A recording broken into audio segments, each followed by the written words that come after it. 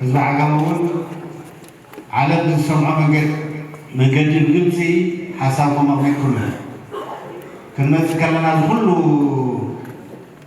ኣኽብሮትን ኣቀባብላን ኣብዚ እውን ዝኩሉ ሓሳብ እናልዕልኩም ክትዛረቡ ምድላይ ኣነ ሓደ ብጣዕሚ ግልፂ ዝኾነ መልእኽቲ ክትሕልፉ ከም ዝደለኹም ገይረ እየ ዝወስድ ንሱ እውን ሰላም ኢና ንደሊ ሰላም ኢና ንደሊ ንኣኹም እውን ነኽብረኩም ንፈትወኩም ዘለና ሰላም ስለ ዘምፃኹም እዩ ሰላም ኣምፂኹም ኣለኹም እታ ሰላም እዚኣ ክትሕልዋ ኢኹም ኢልና ተስፋ ንገብር ስለዚ ንዚኣ ድጋፍ ኣለና ኣብዚኣ ተመስሪትና ምስቲ ግዜያዊ መንግስትና ኮይና ፀገማትና ክንፈትሕ ኢና ኢልኩምና ኣለኹ ሓደ ዓብዪ ነገር እዚ እዩ ካልኣይ ድማ ተስፋ ኣለና ኢኹም ኢልኩምና ንቐፃላይ ተስፋ ኣለና ገና ኢና ዓንቶ ጌታቸው ይዛረብ ነይሩ ሻብንስ ኣብ ናይ ባዕልና ሕቱቱ ኮይና ሓሊፍናዮ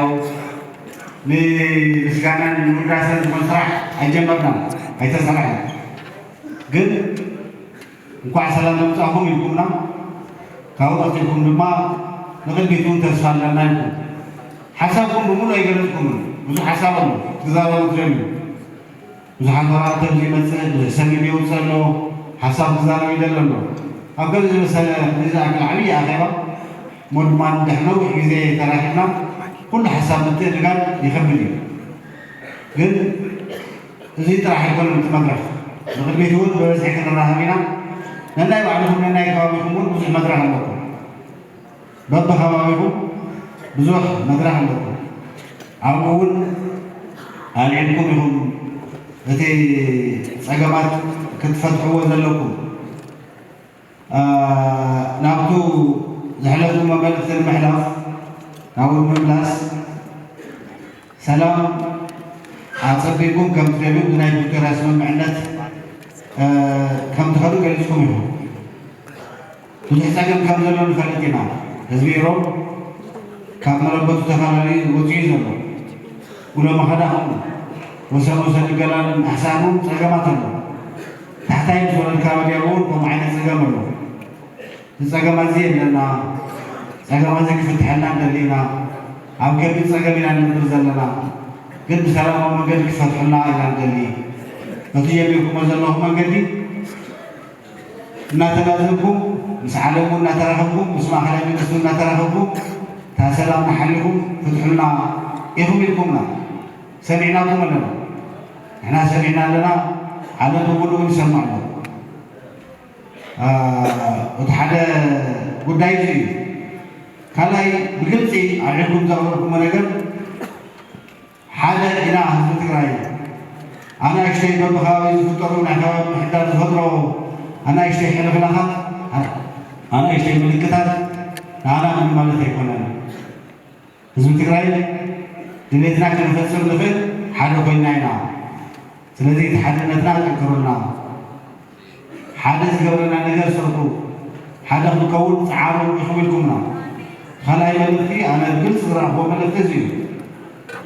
እዚ ድማ ትክክለኛ መልእኽቲ እዩ ፀገማትና ንምፍታሕ ዓቕምና ኣኪብና ተሰማዕቲ ክንከውን ዝደለናዮ ነገር ክንፍፅም ኣብ ውሽጢ ዓዲ ይኹን ካብ ውሽጢ ዓዲ ወፃኢ ሓደ ክንከውን ኣለና ሓደ ክንከውን ድማ ክንመኻኸር ኣለና ክንዛተ ኣለና ሓሳብ ንሓሳብ ክንለዋወጥ ኣለና ተጀሚሩ ዘሎ ነገር እዚ ዘንጊዕ እዩ ክትብልዎ ትኽእሉ ኢኹም ዘንጊዕ እዩ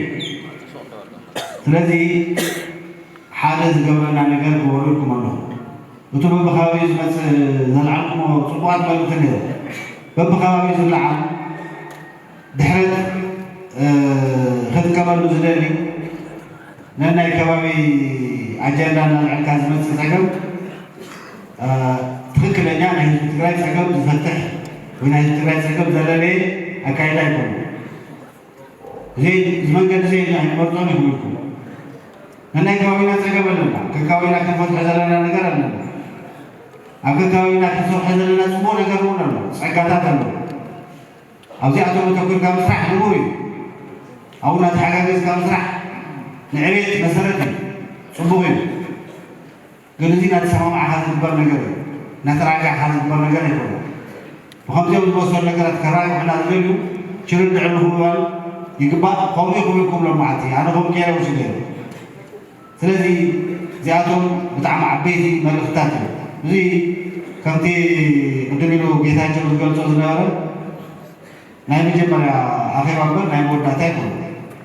كلهم كم حساباتون أو حدث حي تلعيلهم كله يهون مودما خليز أكل سر مسؤول توانا بداية مسألة تل زلهم الملفتات أحرزكم كابو بسان ساي أفتما نصرا هو نجر تلعبوا زجاج شابون نجراته بابا خبابين نايم محدار ناي ستا كمان مسؤول تلعبهم زلزلة زيودو بزحت نجراته الحكومة له عاوز له نايم استحلفتي تعطون يحسبون له بابا درجو عمنا زفقرو نفتح نايم من كيد تفترينا أما جرجا ناي جزيون كيشامل ጌታቸው ዘምጾ ሐሳባቱን ናውታት ከያቱ ሓደ ዓብዪ ነገር ከምቲ ዝገለጽኩሞ ከምዚ ዝመሰለ ናይ ህዝቢ ድጋፍ ሒዝካ ዘይፍታሕ ዘገብል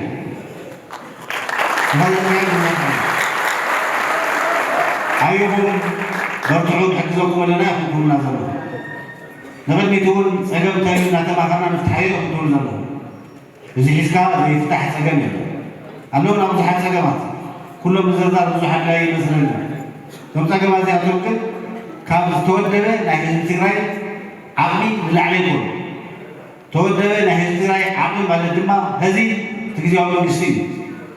ክሻብ ህዝቢ ትግራይ ናይ ባዕሉ መንግስቲ መሪፁ ፓርላማው ብዛዕባ ምፅዖት ጣይሹ ከምዚ ኢልና ኢና ንኸይድ ክሻብ ዝብል ብቐጢን ዘበል ንሓልፍ ስለ ዘለና ናይ ዝቐጢን ዘበል መሕለፍ ኢና هذه تقارن زلوا جزاؤهم محدار بس جزاؤهم محدار بيننا إجابنا فتح زلنا يغلي